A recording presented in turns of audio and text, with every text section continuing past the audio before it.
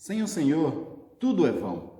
O que essas palavras que estão no brasão da cidade de Edimburgo, na Escócia, quer dizer? É o que nós vamos estar refletindo hoje na nossa meditação. Emprego, saúde, segurança e moradia são características fundamentais para o nosso bem-estar e para o bem-estar das pessoas que amamos. Essas coisas têm ficado comprometidas nesses dias por conta da pandemia. E ao longo da vida nós lutamos, trabalhamos, sonhamos para conseguir ter uma boa moradia, gozar de boa saúde, ter segurança e um emprego fixo. Muitas dessas coisas que conquistamos, muitas vezes, nós atribuímos aos nossos esforços, à nossa própria capacidade. Existe um grande perigo em achar que tudo que nós conquistamos foi por nós mesmos, foi com a força do nosso braço, com a nossa capacidade intelectual, capacidade de empreendimento. Isso é um grande engano, porque Deuteronômio vai dizer que nada do que nós conseguimos foi por conta própria. É Deus quem dá os recursos, as capacidades que nós precisamos para conquistar as coisas. Nesse tempo de pandemia, as pessoas estão preocupadas com o bem-estar, estão preocupadas com a falta de saúde, com o risco de perder emprego, muitos já perderam emprego, a questão da segurança e a própria moradia, alguns ainda pagam aluguel. E como resolver agora essas coisas? Como lidar com todos esses problemas, todas as adversidades que vêm acontecendo? Se antes você achava que podia conseguir todas as coisas com sua própria capacidade, parece que agora a sua capacidade não pode fazer muita coisa. E é sobre isso que eu gostaria de conversar com você a partir do Salmo 127. O Salmo 127 vai trazer para nós algumas particularidades para entendermos que tudo que nós podemos conquistar na vida e manter essas coisas na vida depende crucialmente de estar com o Senhor, de ter Deus como parceiro. Então vamos estar lendo o Salmo 127 e nós vamos estar meditando a partir dele, onde diz o seguinte, na minha versão, que é a Nova Revista e Atualizada, fala: se o Senhor não edificar a casa, em vão trabalham os que a edificam. Se o Senhor não guardar a cidade, em vão vigia a sentinela. Será inútil levantar de madrugada, dormir tarde, comer o pão que conseguiram com tanto esforço. Aos seus amados, Ele, o Senhor, o dá enquanto dormem. A herança do Senhor são os filhos, o fruto do ventre, seu galardão. Como flechas na mão do guerreiro, assim são os filhos da sua mocidade. Feliz o homem que enche deles a sua aljava, não será envergonhado quando enfrentar os seus inimigos no tribunal. Para nós entendermos o que esse salmo pode nos ensinar nesse tempo que vivemos, vamos dar uma analisada no contexto. O contexto do Salmo 127 é chamado de Salmo das Subidas, romagem ou da peregrinação, como alguns também o chamam. Esses salmos eles foram escritos quando o povo judeu, principalmente, sai da Pérsia, sai das regiões em onde eles tinham sido espalhados por conta do cativeiro babilônico e agora estão retornando. Eles receberam autorização do rei Ciro e de outros reis posteriores a eles para eles voltarem para Jerusalém e ali reconstruir a sua cidade.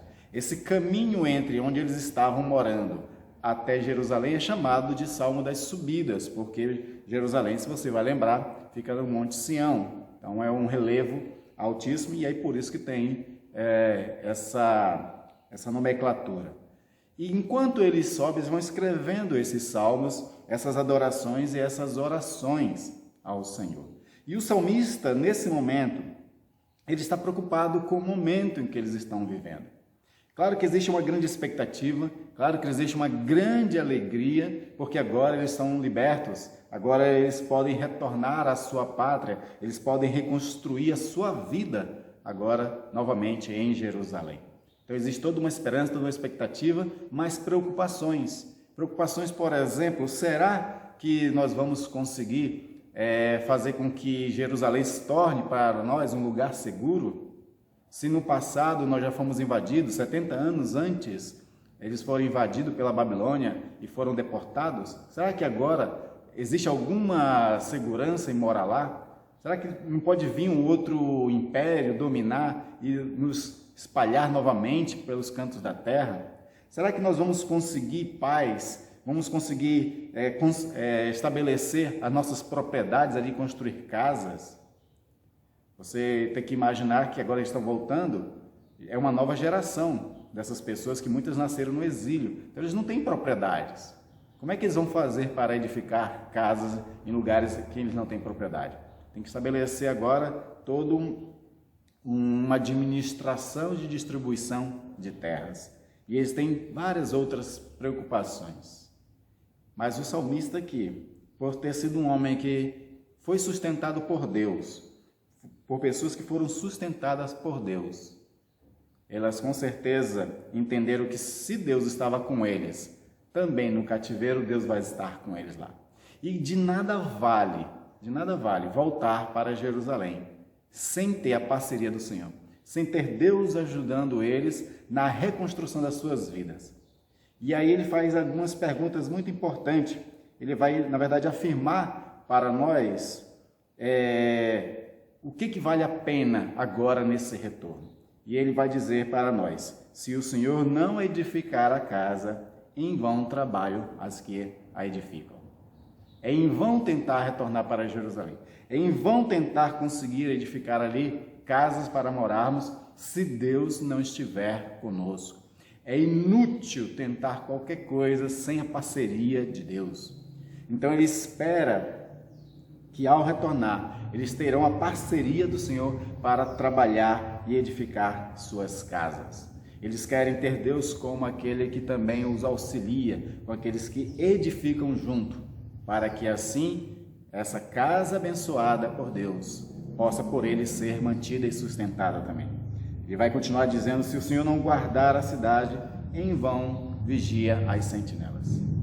As sentinelas podem até avisar dos perigos que está se aproximando, mas eles não podem fazer muita coisa. Então aqui o salmista ele reconhece que é em vão voltar a morar em Jerusalém se não tiver proteção de Deus, se não tiver Deus como escudo, se não tiver Deus como o Senhor dos exércitos, aquele que vence todas as batalhas. E aí ele vai continuar dizendo assim: será inútil levantar de madrugada, dormir tarde, comer o pão que conseguiram com tanto esforço. A ideia de trabalhar como workaholic é aquela pessoa que trabalha excessivamente para construir bens e ter riquezas, mas ele diz assim que é inútil fazer um esforço tão trabalhoso, comer um pão tão cheio de sacrifícios, se não tiver a presença do Senhor. Provérbios vai dizer que às vezes é melhor assim um pão duro para comer em casa, mas que haja harmonia em casa, do que ter um banquete numa casa onde você não consegue se sentir num lar docilar. O que ele quer dizer, e aqui pode também ser interpretado, é que sem Deus abençoando nossa família, não adianta nada nós trabalharmos muito, trazer todos os tipos de bens para o nosso lar, ter os melhores móveis, fazer com que a casa seja a casa dos sonhos, mas que não seja um lugar que a gente sinta prazer de viver, um lugar que não tenha prazer de morar. Você já imaginou se você está numa casa dessa, onde tem todos os luxos, mas marido e mulher estão com as relações difíceis, estão em briga, estão em desarmonia, não se entendem, ou pais e filhos que também não se entendem, que vivem guerras entre eles?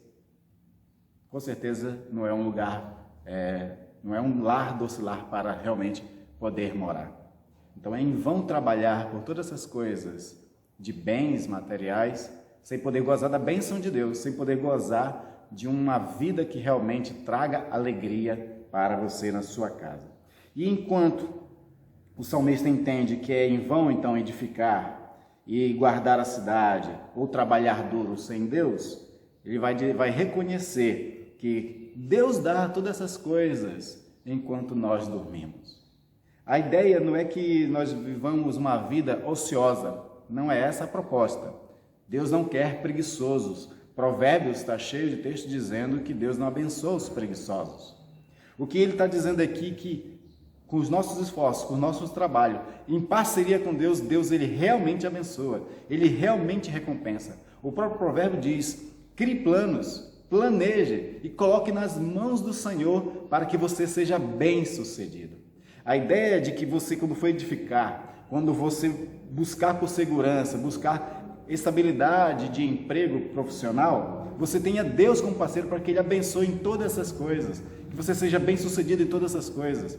É aquela promessa que Deus fez a Josué: onde a planta do vosso pé pisar, você será bem-sucedido. As mãos que vão trabalhar, elas prosperarão. Essa que é a promessa de Deus para aqueles que temem a Deus e que andam com Ele também. Todas as coisas cooperam para o bem daqueles que amam a Deus, que são chamados segundo o seu propósito. Aqueles que amam a Deus, aqueles que temem a Deus, aqueles que vivem baseado no princípio do Senhor, tem Ele como parceiro. E aí todas as coisas vão estar cooperando para o bem dessas pessoas. É essa que é a proposta. Então o salmista, ele queria voltar para Jerusalém, mas ele queria voltar em parceria com Deus. Ele queria ter Deus nos seus negócios, ele queria ter Deus no seu lar.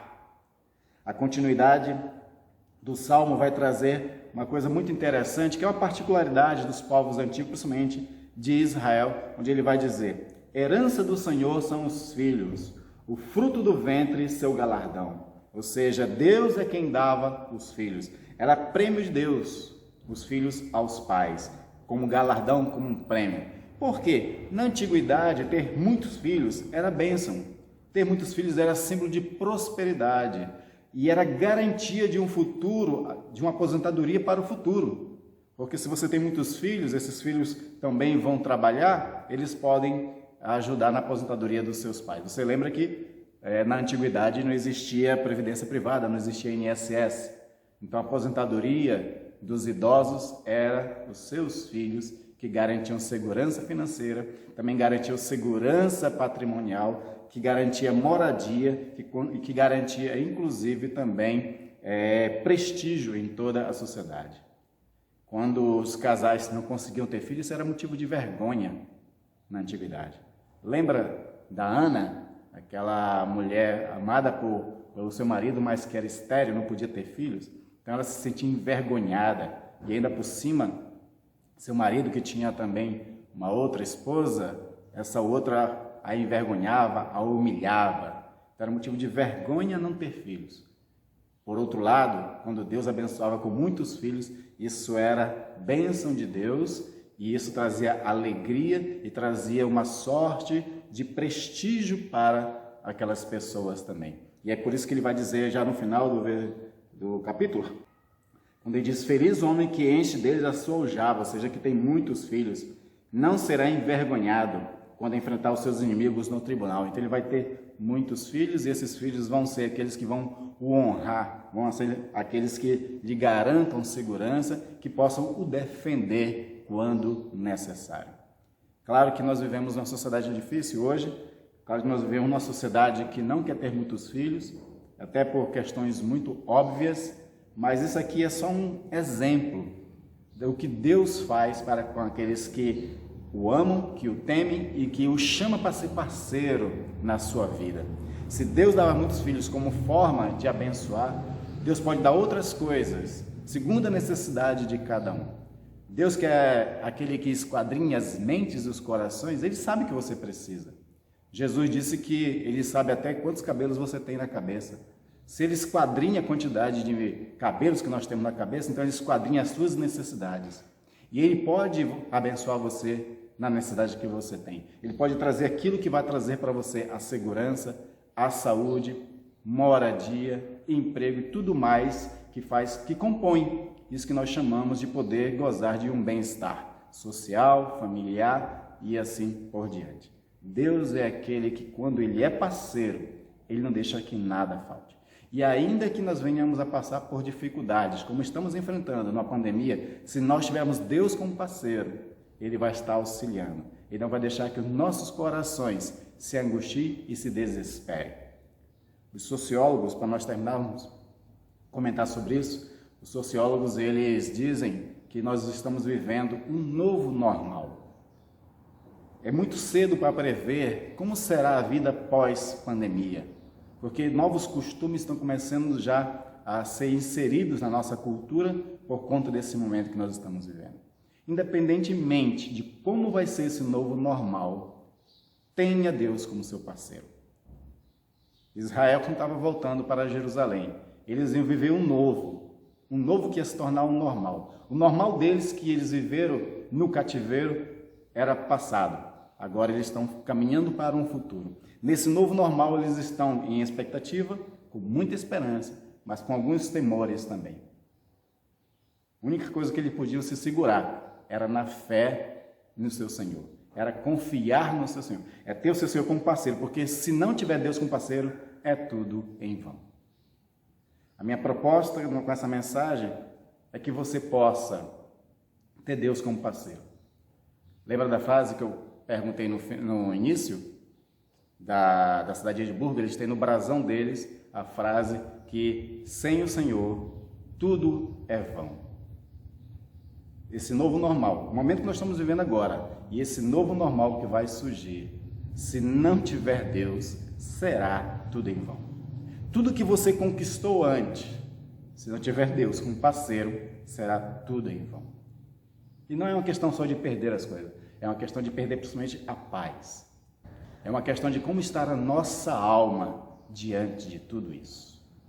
Deus como parceiro é aquele que não só dá todas as coisas que nós precisamos, mas é aquele também que consola, que conforta, que encoraja e que mostra para você novos caminhos de renovação, de restauração, de alegria. Porque a proposta de Deus em Cristo Jesus para cada um de nós é: tenham vida e a tenham em abundância. Mas só é parceiro ter vida e vida em abundância. O contexto dessa palavra de Jesus está dentro daquilo que ele diz, que ele é o bom pastor. Precisamos ter Jesus como nosso pastor, como nosso parceiro, como aquele que nos guia. Nós somos ovelhas no seu rebanho e ele quer nos abençoar, tanto agora, no tempo de quarentena e pandemia, como também no novo normal que há de surgir. Que Deus abençoe a sua vida.